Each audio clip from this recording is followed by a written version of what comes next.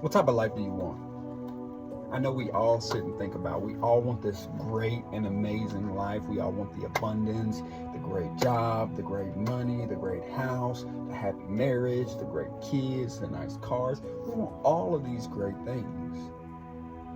But what are we doing to get there? On a daily basis, what are we doing to achieve those goals? Are we hopping up early in the morning? Are we taking time for that devotional with our higher power? Are we taking that time to meditate? Are we taking that time to exercise? Are we setting those goals? Are we reaching those milestones that we need to make those things happen? Do we even have a vision of how we're going to get there? Or are we sitting here scrolling social media, seeing all these people that have all these great things, sitting in envy, sitting in jealousy, and just hoping that one day it's just going to fall out of the sky and land for us? See, this is something that you got to understand. God does not just give it to you. We all have a divine calling. We all have a purpose. We all have a path that we are meant to go down. But we have to put in the work to get there. So if our purpose is to be great, our purpose is to be abundant. Everyone's purpose is to be great and abundant. Everyone has that.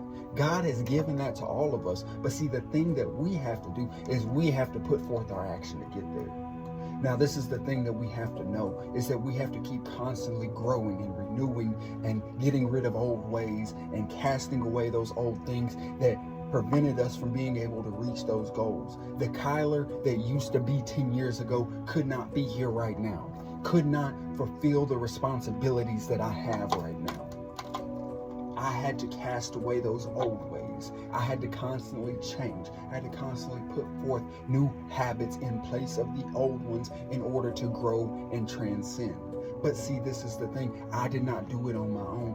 God gave me the path. God gave me the blueprints. My dad used to tell me all the time, when I would sit and talk to him on the phone and I was getting all these responsibilities, I was getting custody of my kids, I was getting these jobs, I was getting all of these things, and I was overwhelmed and I didn't know what to do.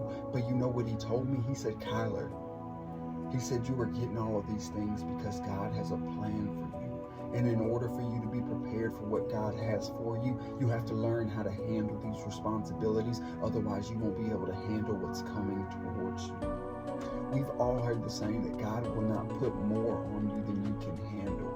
Now, when my dad would say that, that was a lot to take in, because here I am, I'm struggling to try and juggle what I have going on. I've got a marriage, I'm working a regular job where I have responsibilities and people that I'm responsible for. I've got my kids, I've got mortgage, I've got bills to pay, I'm going to college, I'm doing all of these things. And I was already overwhelmed there, so I couldn't see having more responsibility than that.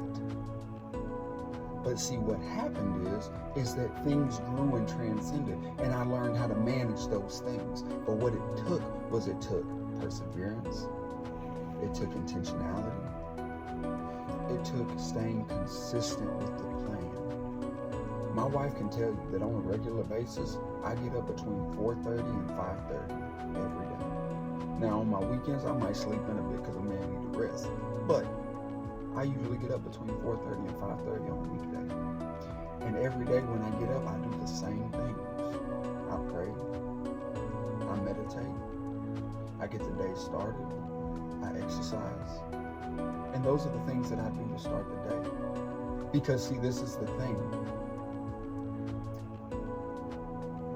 It all is about mind, body, and soul. If I'm feeding my spirit, I will grow spiritually. If I'm feeding my body, I will grow physically. If I'm feeding my mind, I will grow mentally. If I'm doing the things I need to work on my emotional intelligence, I'm going to grow emotionally.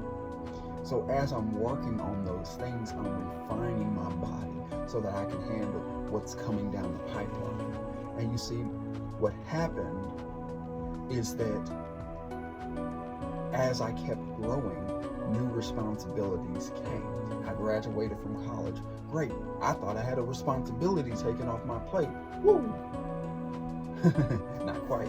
Then I got kids that want to get into sports, and they're doing really good in sports. So, there's a lot of demand there. We got to go here, got to go there, got to go all these different places. Then Then my wife, she starts college. So, there's responsibilities that come with that because she's got to handle her things with school. So I've got to pick up loads on my side. And then there comes things where she gets a change in job. And then the job that I had been working at, that I had been at for 6 years, get laid off. And now there's all these things happening. But what most people would think is that, oh man, you got laid off. That is not a blessing. But that was quite the contrary. I knew the opposite. I knew that it was a blessing. See, this is something that happened when I got laid off. Yeah, I was a little scared. But also on the flip side, God told me I got you.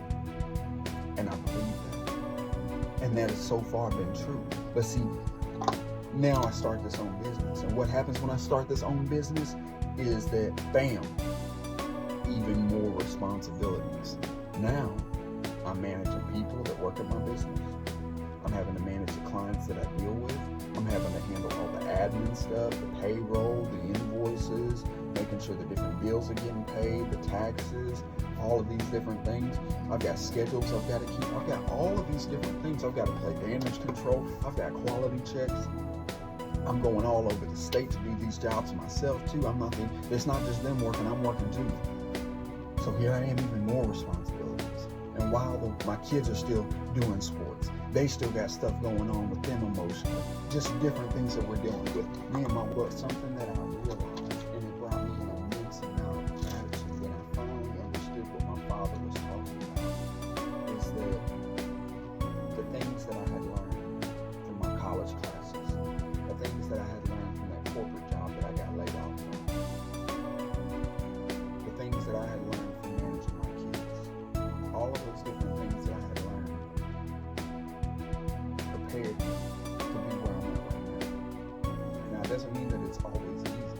Sometimes it's really hard. Sometimes I'm going 90 to nothing on an all-day basis. But it prepared me. But I had to stay consistent. I had to stay putting forth the effort. My wife can tell you, I'm a very goal-oriented person. I'm always setting goals. I'm always writing down things. I'm always talking about the vision that we're trying to achieve. Because I know that in order for me to carry out what God has designed me to do, I have to be able to see it first. And if I can see what God has designed me to do, then I can take the action steps that God has put in front of me to take. And see, that's the thing that you got to ask yourself if you're doing. Are you taking those action steps that God gave you to do? Or are you just waiting for God to just drop it out of the sky? Because that's the issue right there. That's why you're sitting here mad at God. That's why you're sitting here thinking that life is unfair. That's why you're thinking that, oh, I'm just supposed to be a simple man and have a simple life. That's bullcrap. We are all destined for abundance. We are all destined for joy. We are all destined for happiness. We're all destined for great, wondrous relationships. We're all destined for that. And if you don't think that you are, then you're not living in God's plan. You're living in your plan. And that's the sad part, is that we're living in a plan that we don't even want. So why would we do that to ourselves? That's the big question. Why would we put ourselves in those positions if we don't want to be there? Because it's easier to sit here and blame others for the misfortune of our lives than to get up off our butt and go make something shake. It's easy to roll out of bed 5 minutes before you gotta work and rush there brainlessly and yell at people in traffic and get to work and talk about how much you hate your boss and do a very half-assed job and do all of those things. It's so much easier to do that than to wake up at 5 a.m. and pray, meditate, and exercise. Be intentional about your day. Set goals and then go into work and try and have a good day and try and give it your all and be the best that you can. And then come home and try to be a good parent and be a good spouse and take care of your responsibilities at home.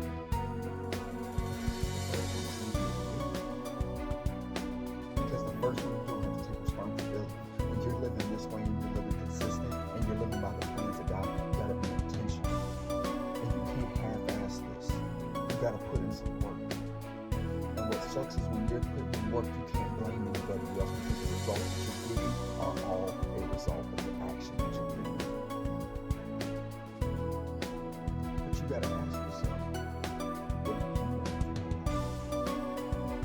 you want for your life? You woke up today.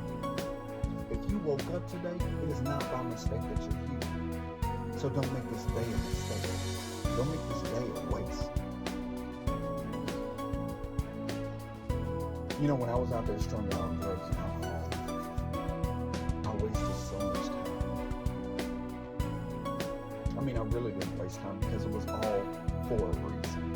The experience is, I use it to my advantage nowadays. I don't let it be something that holds me back. But back then, I was living on autopilot.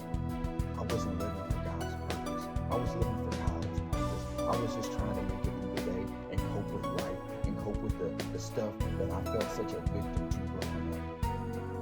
But see, I would have never made it out of that cycle if I didn't stop playing the victim. And see, that's what we gotta do. We gotta stop playing that victim. Because we're not a victim. I don't care what has happened to you. I don't care how bad you were abused. I don't care who did this to you, who left you, who abandoned you. I don't care who betrayed you, who backstabbed you. I don't care about that horrible illness that you've been struck with. I don't care about that handicap you were born with.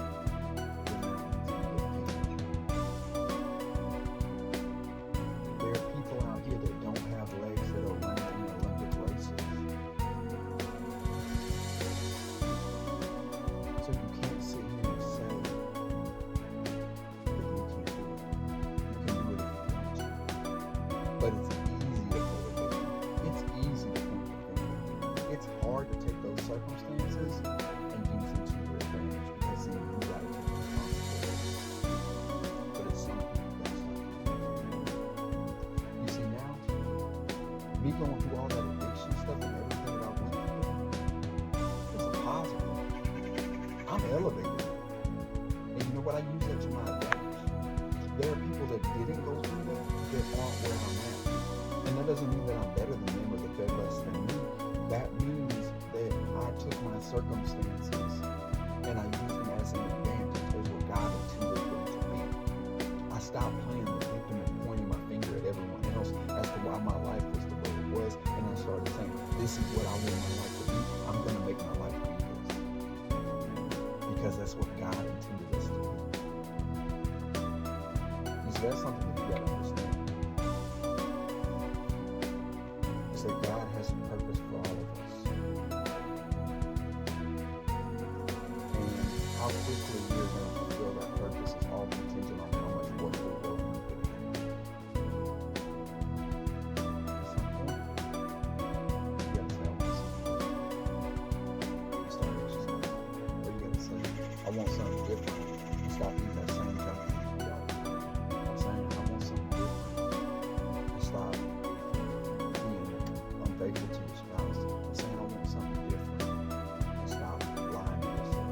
Or saying I want something different and stop stealing company time. Saying I want something different and stop getting high. Or saying I want something different and stop going in and out of the penitentiary. Somewhere you gotta say I want something different. And at that point is the pivotal point. And when you can make that pivot and say I want something different, then you can start putting forth some new paths of what different paths you can take. First, gotta tap into God.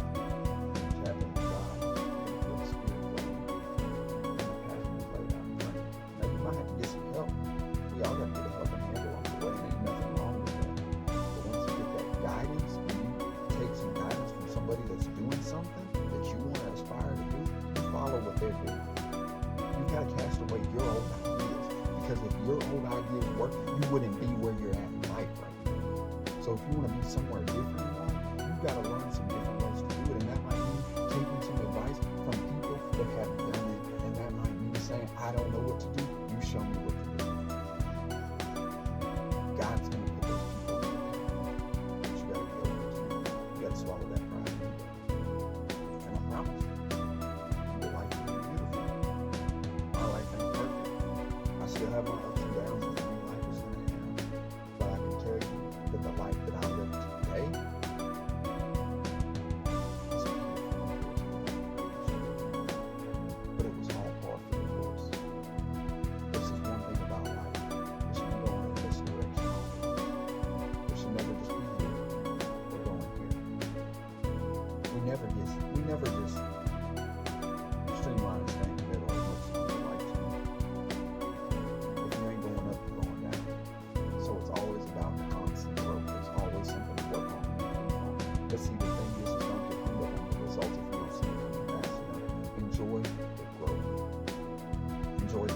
trajectory. Enjoy that moment of going up and enjoying that with your family, your loved ones, everyone that's around you. Just keep going. You woke up today, and so did I. So make the best of it. Don't make it a waste.